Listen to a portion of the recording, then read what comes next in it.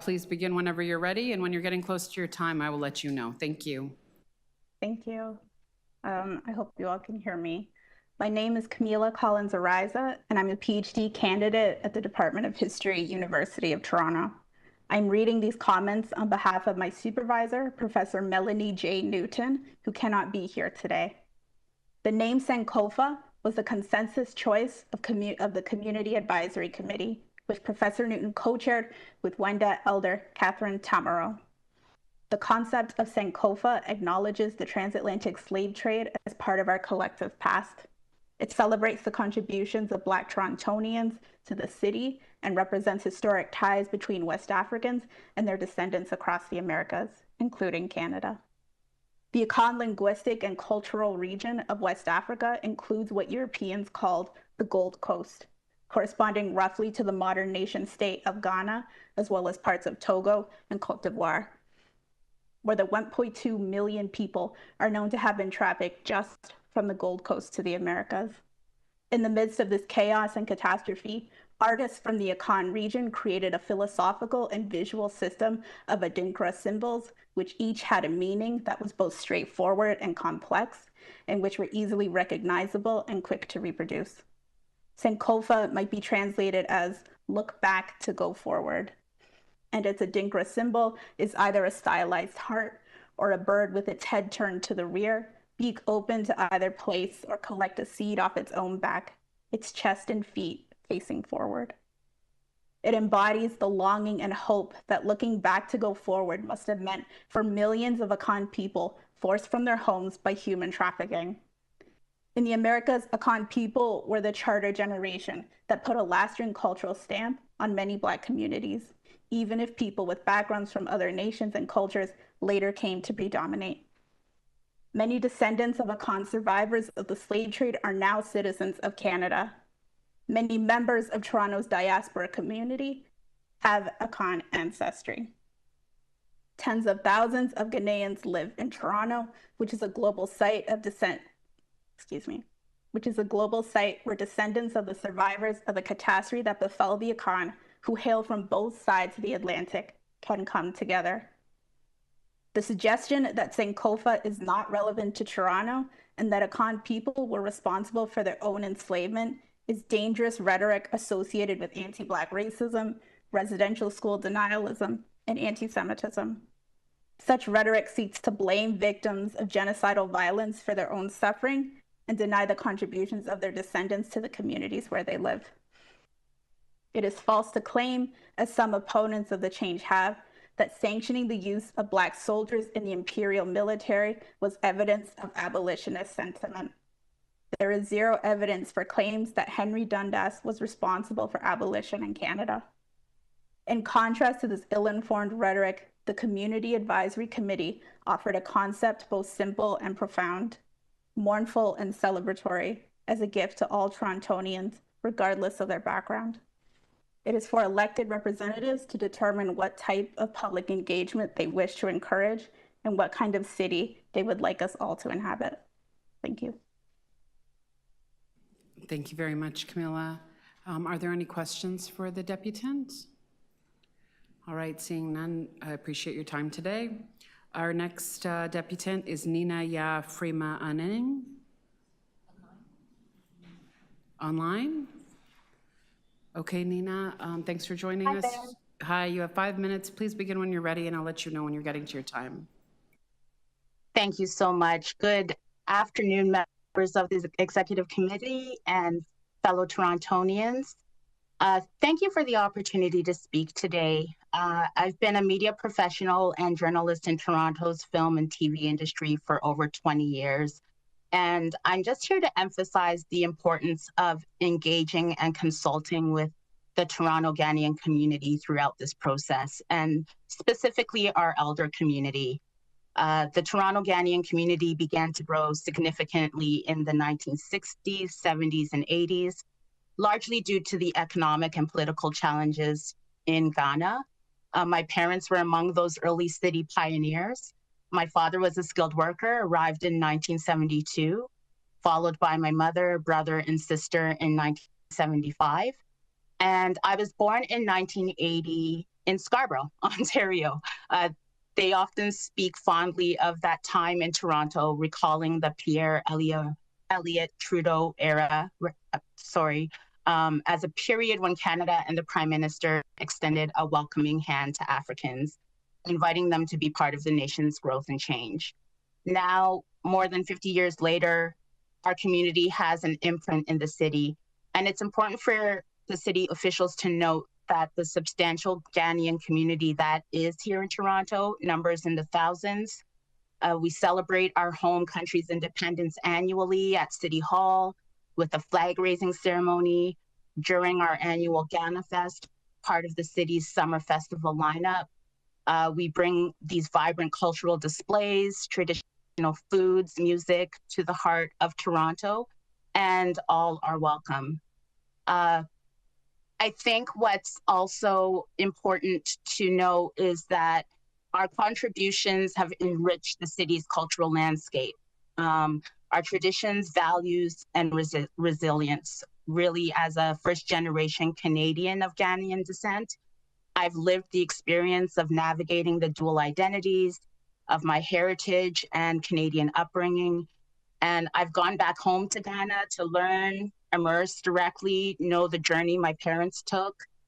And our generations balance our North American identities while deeply valuing our Ghanaian roots. So here in Toronto, we proudly contribute to the city's vibrant cultural mosaic.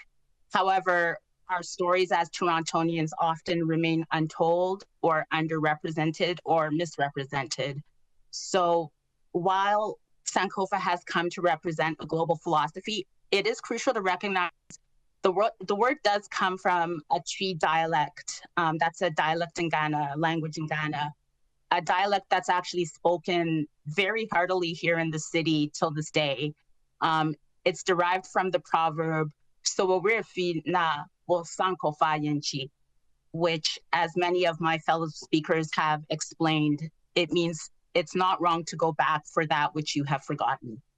So embodying the idea of taking wisdom from the past and bringing it to the present to make positive progress is why we're all here.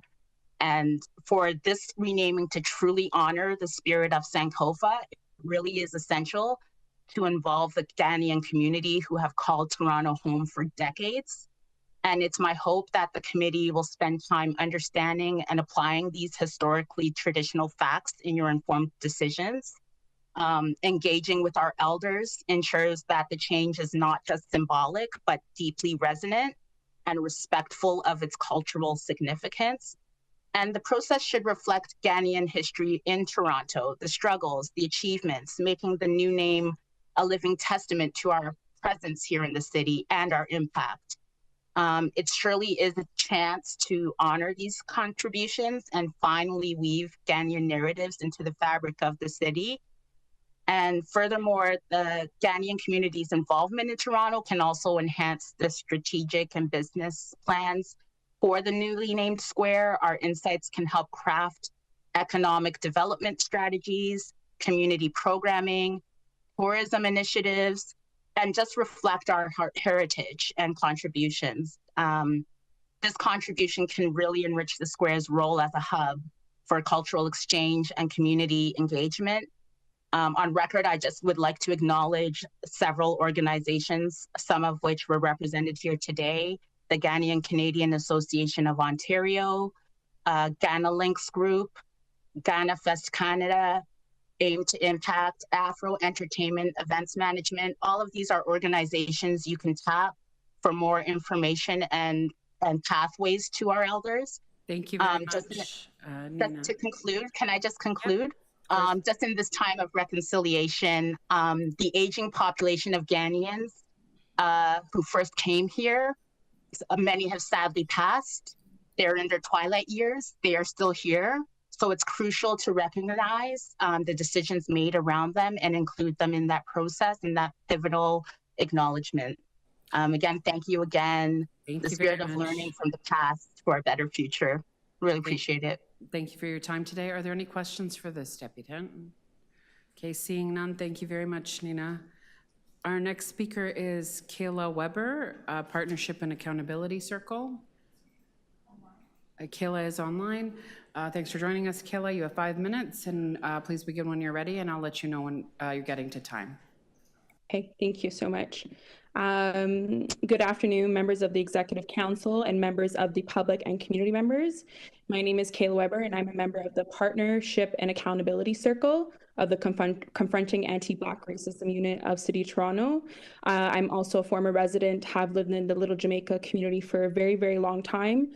I was born and raised here. I'm also a PhD candidate in social justice education at U of T. I'm here to address the governance and operational review of the proposed name change of Yonge and Dundas to Sankofa Square. This renaming is a critical step towards acknowledging and rewriting the historical wrongs inflicted upon Black, Indigenous, and Afro-Indigenous communities. Adjacent to Toronto Metropolitan University, formerly known as Ryerson University, this area remains critical to the ongoing need for healing and reconciliation with Indigenous communities and justice for Black communities. These communities have always built kinship, and these kinships are not new. Instead, this work is about reviving, renewing, re-listening, reacting, and reloving. With over 400 years of African diasporic presence in Canada, relationships between Black and Indigenous people offered a form of resistance against a colonial oppression. Moreover, they afforded both of these communities an opportunity for survival. In 2021, I, professors, and the co-conspirators of the Indigenous Education Network wrote a blog post called Centering Relationality at the IEN, creating spaces to build good relations between Indigenous, Black, Indigenous, and Black peoples. As I quote, I would like to share what Cree scholar Dr. Jeffrey Anslu says. The relationship of Indigenous peoples' experiences of colonialism and anti-colonial work for self-determinism is linked to Black people's liberation, freedom, and flourishing. I offer the quote to encourage everyone to consider the unique relationships of Indigenous, Afro-Indigenous, and Black communities on and beyond Turtle Island. The renaming of the square is not merely a symbolic gesture, but a necessary action in the broader effort to implementing the upcoming City of Toronto 10-year anti-Black racism strategy and the Declaration on the Human Rights of People of African Descent. It represents a commitment to recognizing and honoring the histories and contributions of those who have long been marginalized. The revitalization of downtown Toronto provides a unique opportunity to address this name change and incorporate thoughtfully into the urban landscape. This renaming will help ensure that future generations understand and honor Black peoples and communities' history and resiliency. It's crucial to recognize that the City of Toronto's anti-Black racism strategy mandate must also encompass the experience of African Canadians who have deep roots into Toronto. Just steps away from City Hall in the King of Spadina neighborhood is Draper Street, where Lincoln Alexander, Canada's first Black member of Parliament, was born. His legacy and many others signify the importance of acknowledging the Black presence and contributions to our city and nation, along with renaming the Lincoln Alexander School of Law within steps of the intersection, subject to the motion of renaming here. So, time's up. Okay, good. Black and Indigenous communities in Toronto continue to face systemic invisibility within the education, justice, housing, social services, and healthcare system. The displacement of Indigenous and Black communities facilitated the rise of settler capitalism and ownership models that continue to marginalize these communities. Planning and governance must now prioritize both Indigenous and Afrocentric ways of knowing and being, ensuring the active visibility and inclusion of Indigenous, Afro-Indigenous, and Black peoples in urban spaces. The legacy of slavery and colonialism persists in the social economic structure that shapes our city. Ronaldo Wilcott, 2021, highlights the need for abolition, not just of slavery, but of the systems of power and inequality is engendered. Black and Indigenous communities have always resisted these systems, co-creating spaces that reflect their values of kinship, place, and collective responsibility. Incorporating Indigenous and Black worldviews into city planning involves respecting the land and waterways and recognizing the intergenerational knowledge transfer. It means prioritizing future generations' well-being and creating a commitment to reworlding, as Dr. Eve Tuck discloses, a different future and interconnecting communities. This approach challenges existing Western concepts of property and planning, advocating for a future where both Black, Afro-Indigenous, and Indigenous communities reclaim their identities and spaces. The city must work in genuine partnership with Black and Indigenous communities, avoiding tokenism and making radical changes that reflect these lands' true ownership and autonomy. Similarly, Black communities must be actively involved in planning processes to build trust and to ensure their voices are heard. Cities are situated on traditional territories, and this historical context must be acknowledged in contemporary planning. In conclusion, renaming Sankofa Square is a step towards honoring the histories and futures of Black Indigenous communities. It is a call to integrate their perspectives into planning and governance of our city, ensuring that their presence and contributions are rightfully recognized and celebrated. Thank you so much. With gratitude, Kayla Weber. Thanks. Thank you very much, Kayla. Are there any questions for this speaker? All right, seeing none, we'll move on to Paul Osborne, Dua Crow Family Services.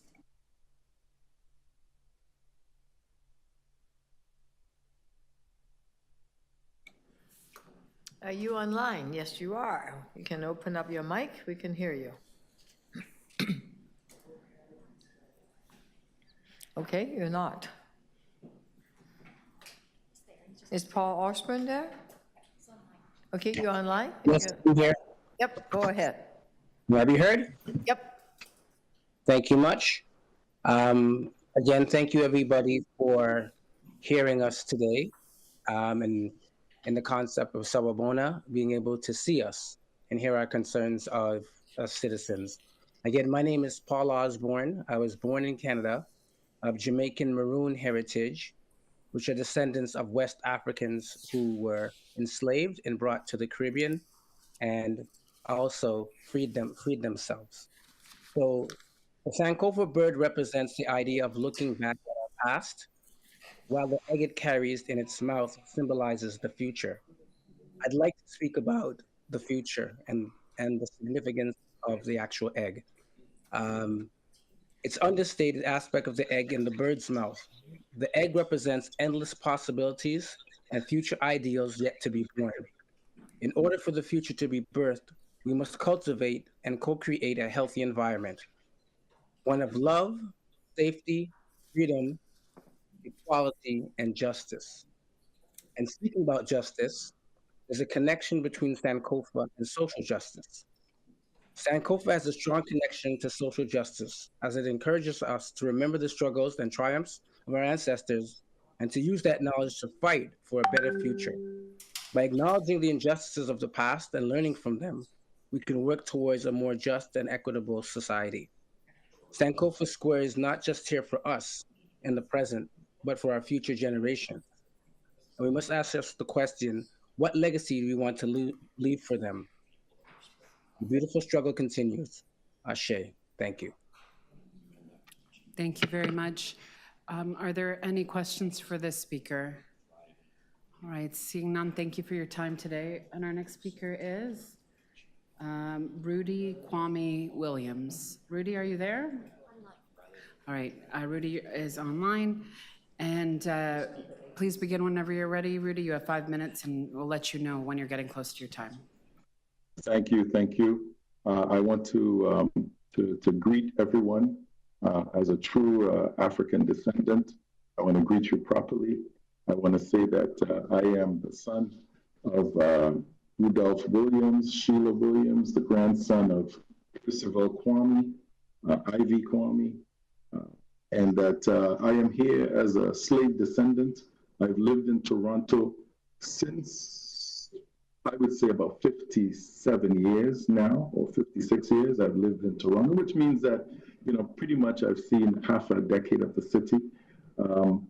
I came here at a time when, we sat in school, and the cohort that I came up with, we are the ones who recognize first the incredible diversity, because we saw it in our classrooms. When I was in elementary school, I might have been one of very few Black children in my classes and so on. By the end of high school, we looked like the United Nations. This is something we considered to be an enormous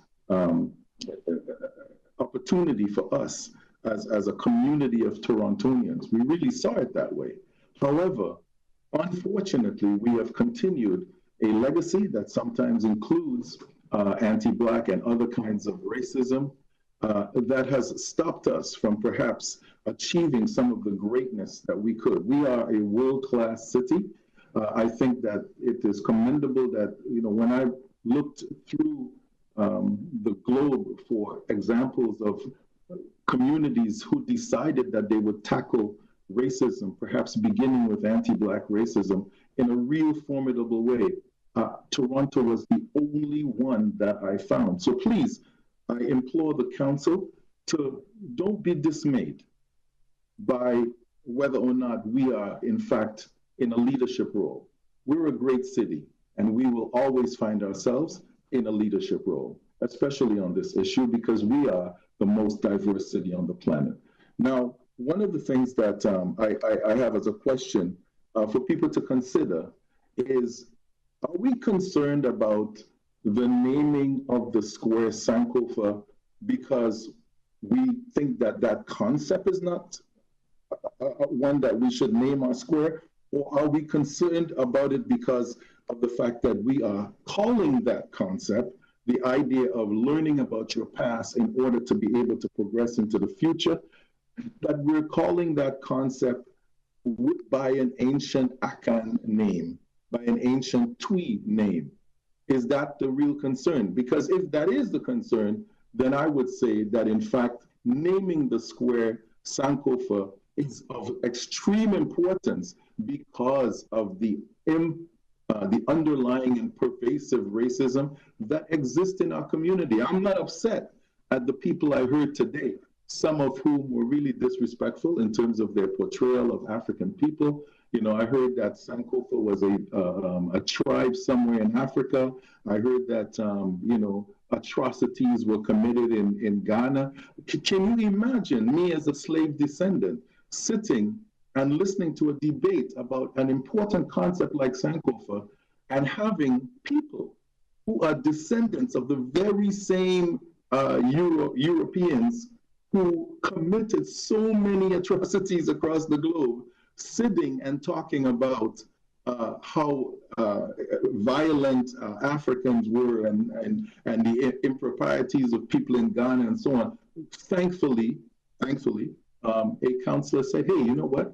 We've already passed this as a city. We have already come to terms with the fact that anti-Black racism and other forms of racism are damaging our society, and we need to do something about it. The naming of the square provides an opportunity to name the square a concept, an amazing concept, one that resonates with everybody. It does not surprise me that the panel of diverse people who sat and thought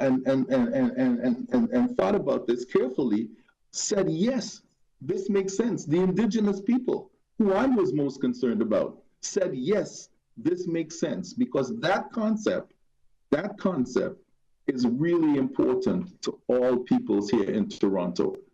And the opportunity to give it a name that resonates with the historical legacy and with the current day you know, legacy of African people from the continent. Yes, it's Twi, and that's great. We need to celebrate and understand that. But it's also greater than the fact that it's Twi. The greatness of it is that it has become universal. The filmmaker Haile Gerima, who named his film Sankofa. So here's an Ethiopian filmmaker who's making a film about a period of enslavement in the Caribbean, and he names the film Sankofa. Why? Because Sankofa has become, thanks to our three brothers and sisters, they've given us an incredible concept. Appreciate you joining us today. We're going to pause it there. And are there any questions for the speaker? Thank you very much for your time. Our next speaker is Janelle Scarrett. Is Janelle here or online? Okay, great. Thank you, Janelle. You have 5 minutes. Begin when you're ready, and we'll let you know when you're close to time.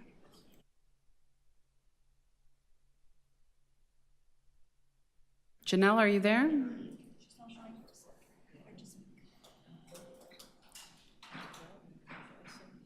Janelle, can you hear us?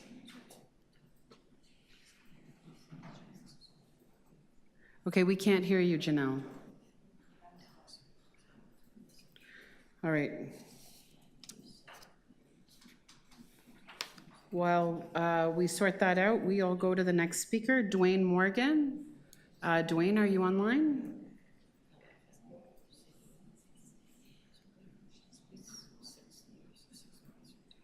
All right, Dwayne.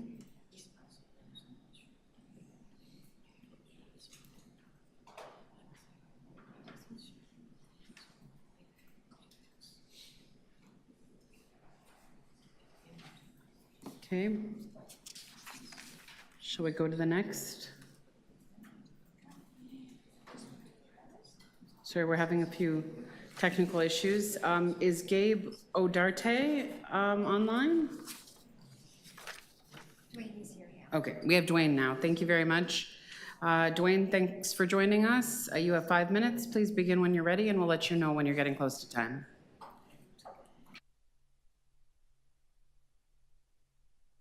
Sorry, Dwayne, we can't hear you. Hello. Can you hear me? Yep, there you are. Go ahead. All right. Awesome. Thank you very much. So thank you to the executive committee for this opportunity. I will make it very brief. My name is Dwayne Morgan, writer, community activist, Scarborough Walk of Fame inductee, Order of Ontario appointee, and I wanted to just quickly share a few words in support of Sankofa Square. I happen to like the idea of the square being renamed for a concept because the concept is universal and speaks to a place where we reconcile our past and celebrate our present while working to create our collective future. We know that names are important and carry a lot of weight. That was mentioned earlier by a speaker who was against this name change. As a descendant of people who have endured slavery, I cannot go back and reclaim my name because it's been stolen from me and my family. So listening to people speak about the importance of legacy is very rich when I will never know what that feels like. In recent years, I've began bringing people in Toronto from all backgrounds to the continent of Africa as an act of Sankofa to reclaim things about themselves that have been stolen and are missing. I've seen firsthand what these trips have meant to people, and I've seen Sankofa being used and actualized in person. Personally, I don't care what happens at the Rogers Center because that will always be the Sky Dome to me. For my daughter, she only knows the Rogers Center. Like the Sky Dome, Yonge and Dundas Square is ingrained in us. We all have memories tied to that space, which won't be diminished by a change in the name, but there is a generation that will come after us who will be empowered to reclaim themselves and the space in ways that we likely can't even imagine right now. So I'd just like to applaud the bold steps taken to bring things to this point, and thank you so much for this opportunity to share with you. Thank you very much, Dwayne. Are there any questions for the speaker? All right, seeing none, we'll just check in whether Janelle has joined us and is we're able to hear her.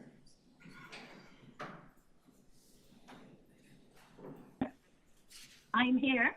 Okay, wonderful. Thank you, Janelle. Hello. You have 5 minutes. Please begin when you're ready, and we'll let you know when you're getting to time. Good afternoon, Your Honor, Mayor Chow, members of council, and guests. As a child, I migrated to Toronto, Canada with my family. I attended kindergarten, grade school, high school, and university in the city of Toronto, where I now own a home. Remarkably, though I was taught Canadian history, social studies, math, science, art, geography, I learned very little about the contributions of people of African descent and very little from the perspective of the peoples of Turtle Island. The naming of Sankofa Square is not rewriting history. It is acknowledging people of African descent in Toronto, Canada, and it is making history. As I prepared to address you today, I thought about a poem I wrote when I was about 14 years old entitled 4 Generations. It was my way of connecting to what my ancestors experienced as I imagined what my life in Toronto, Canada would have been like 4 generations before me. My journey of self-recovery is one that is shared by many little boys and girls living in a city, province, and nation that does not generally acknowledge their existence, their potential, and Canada's colonial past, and the present-day legacies that continue to impact people of all nations. On my journey, I learned and acknowledged that Toronto, as we know it today, is the product of many injustices linked to colonization and the ongoing economic, political, and social conditions that plague nations of the global South and impact the original people of Turtle Island. It is also the product of the contribution of many formerly enslaved Indigenous and African people, indentured laborers, and people from many nations that make up the Canadian mosaic. Acknowledgement of these many contributions is priceless. A place based on the concept of correcting mistakes of the past, retrieving what was lost, apologizing and reconciling is worth more than the budget items that taxpayers have allotted. In fact, to me and to many boys and girls who can identify with my story, it cannot be measured in taxpayers' dollars. It is priceless. I had the opportunity to visit Ghana and to travel to the Ashanti village where I learned about how the Adinkra symbols historically from the Ivory Coast came to be associated with Ghana and the Akan people. The Sankofa symbol is one of many symbols that tell the stories and share the values and principles on which many peoples from across West Africa have lived for generations. For the generations to come, I commend the Council's initiative of naming Sankofa Square. Thank you. Merci. Ashanti Sana. Midasi Miigwech. Thank you very much, Janelle. Are there any questions for the speaker? All right, we're on to the next, Gabe Odarte.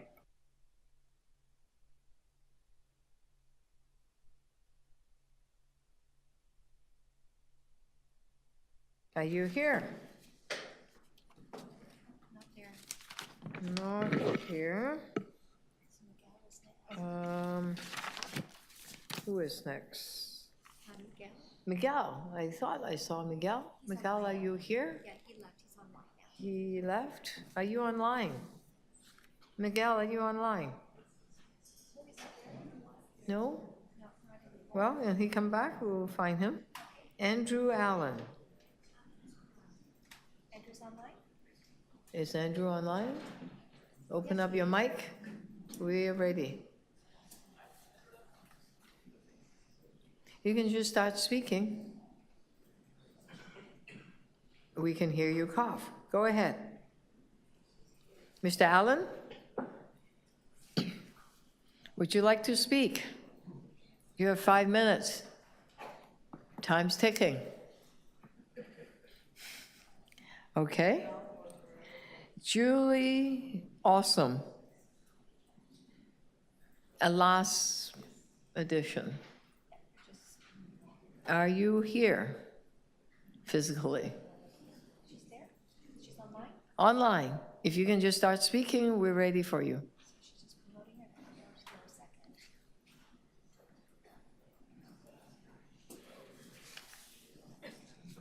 Can you hear me? Oh, we can hear you. Go for it. All right. So I want to thank the mayor of the city. Thank you for the opportunity for giving us this platform to express our thanks and gratitude for recognizing the importance of uniting all of Canada through the renaming of Yonge and Dundas Square to Sankofa Square. I mean, I'm looking at it from the social and economic aspect. You know, we spoke about the past, we spoke about the present, and we're also talking about the future and what this name is going to bring to the, to Canada, and what impact it's going to make in the world. We're talking about making Toronto the #1 music tourist destination in the world. I mean, we're trying to invite everybody here to Toronto, but there's not enough tours or places that people can actually go and feel inclusive. So having this name change is definitely going to add to that. It's going to bring money, tourism. I'm looking at the economic because everybody's talking about money, right?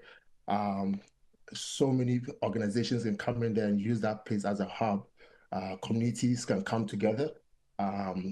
Different cultures in the city who don't know about each other can now come in there and say, hey, you know what? Now there's something here that I feel I can add to. Let me go learn about this culture. This is how we all get to learn from each other. I mean, when it comes to food, or when it comes to even how we treat each other in the community, these are all the things that's going to help us make sure that this name is going to be something that will unite the whole city. So this is something that I feel strongly about. And I'm looking at the economic opportunities, the social cohesion, the cultural recognition and inclusivity, right? And my fellow speakers that came before me have spoken about the importance of the name. And, you know, what is a name? A name is a legacy. A name is something that gives hope, right? With the past, we cannot all go back and change the past, but we have something to do about now and have something to do about tomorrow. That's something we can leave for our children so that when their children come up and say, you know what, these were things that happened in the past, but guess what? Our people, everybody on this call right now stood up to make a change and said, enough is enough. We're now going to forge forward and then move forward and make things happen, right? So some people are looking at the bottom line, the economic opportunities. You know, the square can drive economic development by attracting tourism and investment, right? And if you were going to be honest with each other, the amount of money that's coming in, it's not even going to come from the government. It's going to come from outsiders who want to come in and see, hey, you know what? There's a place that in Toronto that just got changed to this. How can we go there and make the most out of it? That's money coming and pouring in. Music festivals, film festivals. Can you imagine, right? So that's what's going to happen when that happens. There's going to be, you know, boosting local businesses, artisans, and food vendors.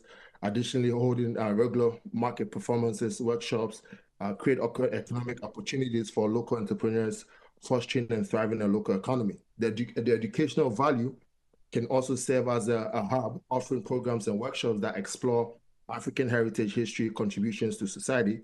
This educational focus not only enriches the cultural knowledge of residents, but also promotes understanding and respect among diverse communities. Schools and educational institutions can partner with the Square to provide students with immersive learning experiences, reinforcing the importance of cultural heritage in modern society. And then when it comes to urban identity, renaming the Square contributes to Toronto's identity as a forward-thinking, inclusive, culturally rich metropolis. It reflects the city's commitment to diversity and recognizing the historical and contemporary contributions to all its residents. Sankofa Square can become a landmark that embodies Toronto's values, attracting not only residents, but also international attention as a symbol of multicultural harmony, right? So community engagement is going to happen. And in summing up, my 5 minutes is almost up. I want to say renaming the Square is a meaningful gesture that celebrates cultural diversity, promotes social cohesion, drives economic growth, enhancing educational opportunities, and reinforces Toronto's identity. It's a step towards acknowledging the past, embracing the present, inspiring the future where all cultures are honored and valued. Thank you very much. My 5 minutes is up.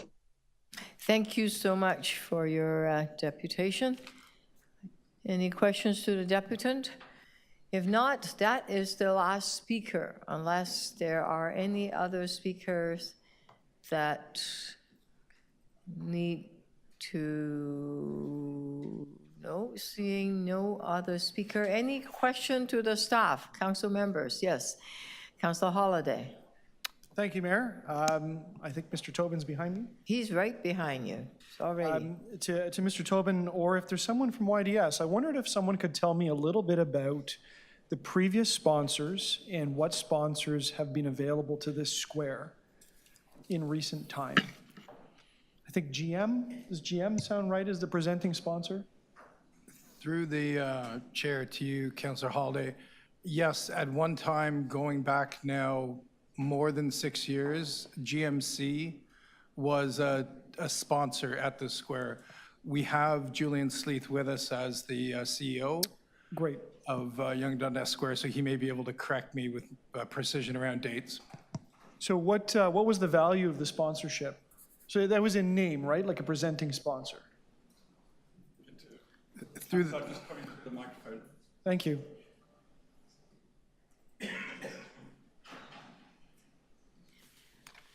Good afternoon, Mayor. Good afternoon, Council and members of the Executive.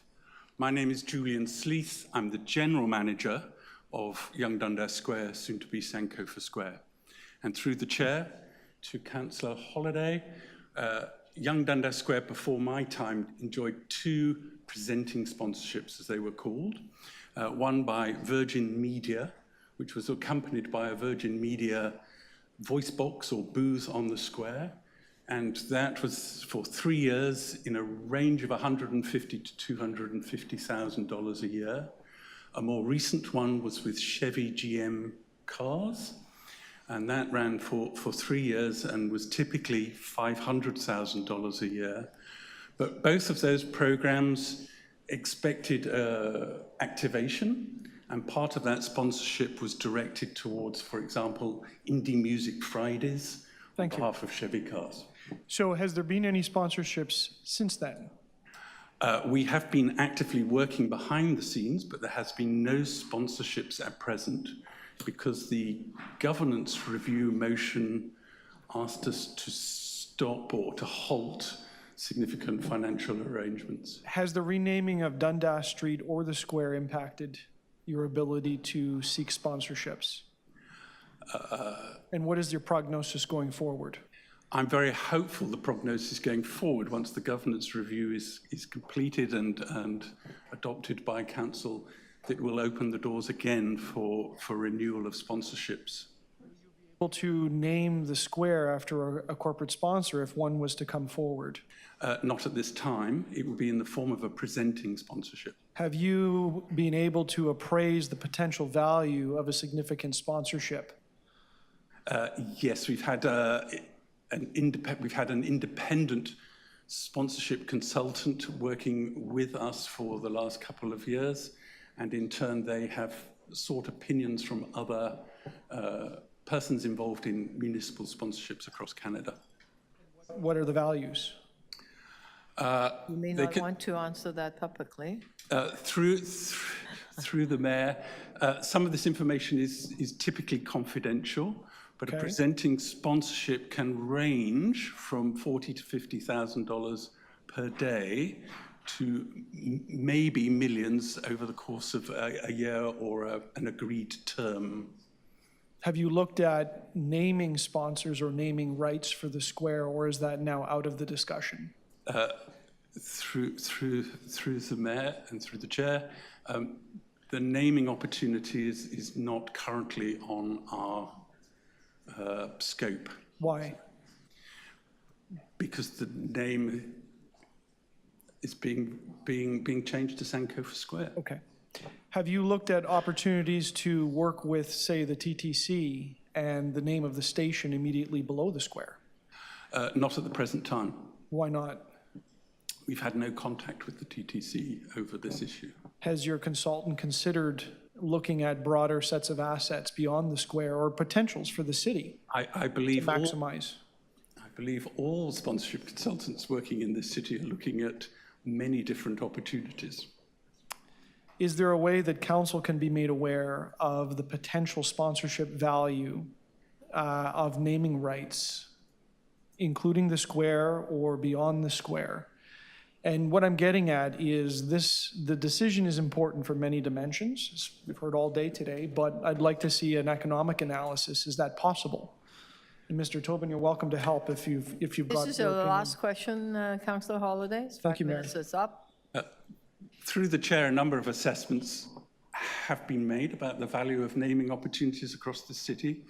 I'll give you one example. The Meridian Theatre building, which is part of TO Live, that is a significant naming sponsorship.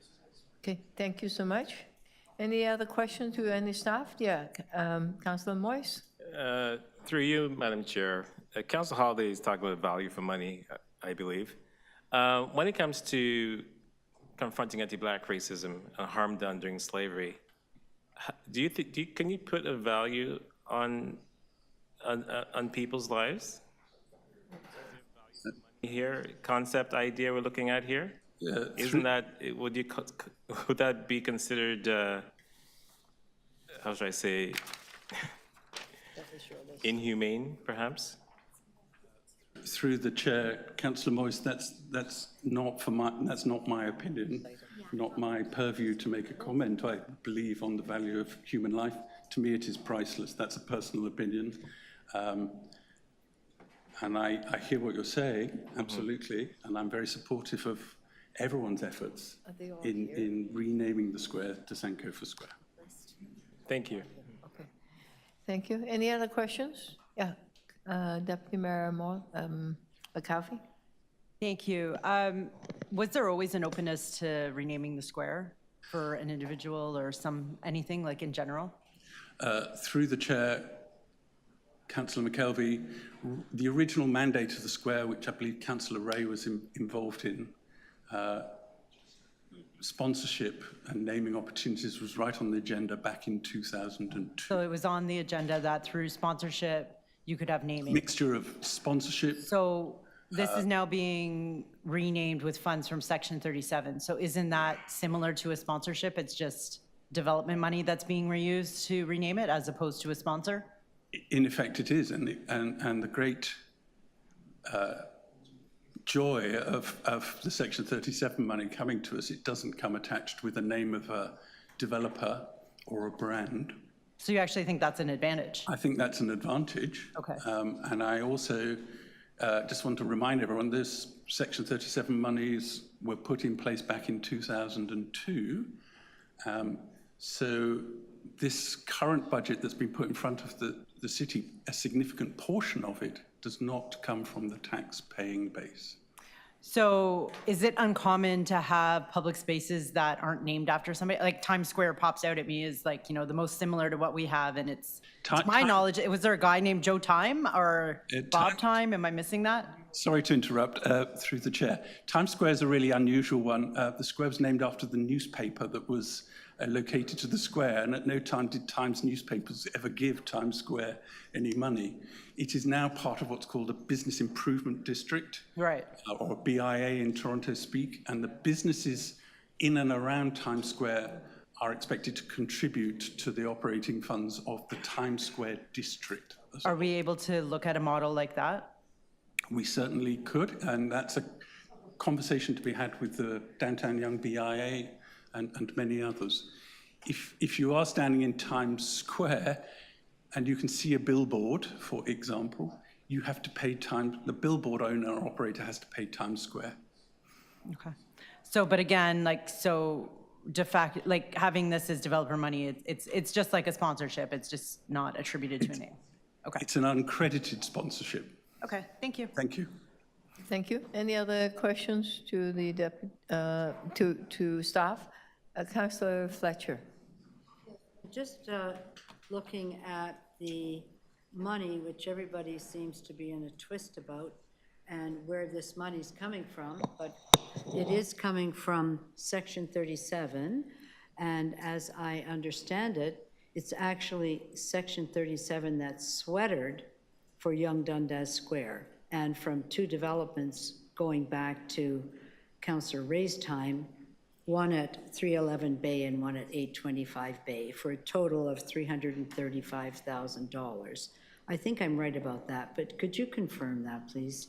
Through the chair, yes, Councillor Fletcher, you are correct. Those current two allocations of city funding are coming from previously specifically directed to Young Dundas Square Section 37 funds. So those funds, as Section 37 funds, are at the dispersal of the councillor in consultation with city staff, and they must be, it would be hard to change them from going to this site at Yonge and Dundas. So I think that it's fair to say that there's no city dollars that are going here. These are actual developer dollars that were turned over to the city for the purpose of Young Dundas Square, and now they're finally being used for Young Dundas Square.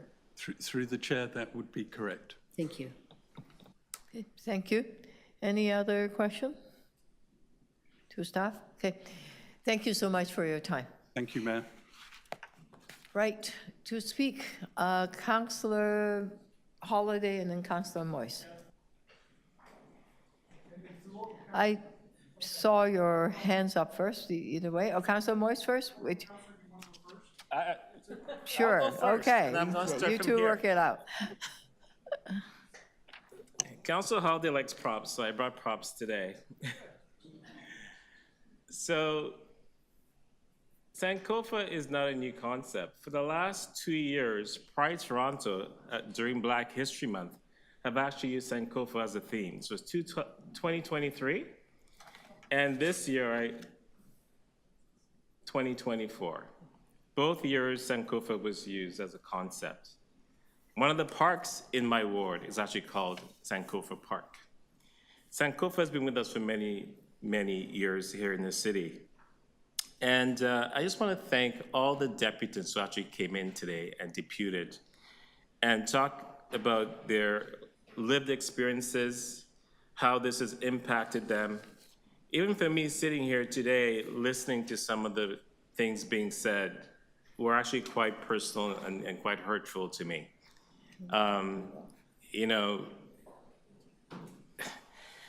again, Black people have been here for a long time. And we know that over the last 2 years, as we know, we had a renaming advisory committee consisting of Indigenous and Black people and Black scholars. And we know that the Indigenous community recognized the harm done by Henry Dundas and gave space to the Black community to actually rename the square and assets after Black people.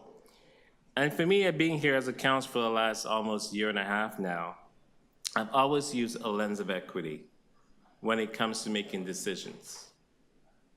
And for me, I've used a lens of equity when it comes to renaming of Sankofa Square. And I believe that's the right thing to do.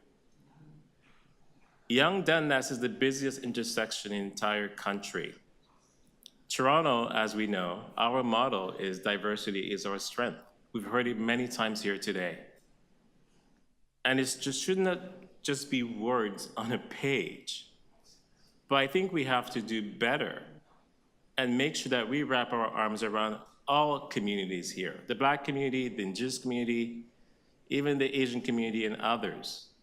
We have to make space.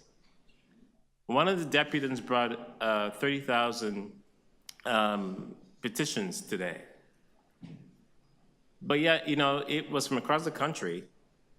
But did we use an equity lens when we actually look at those pages?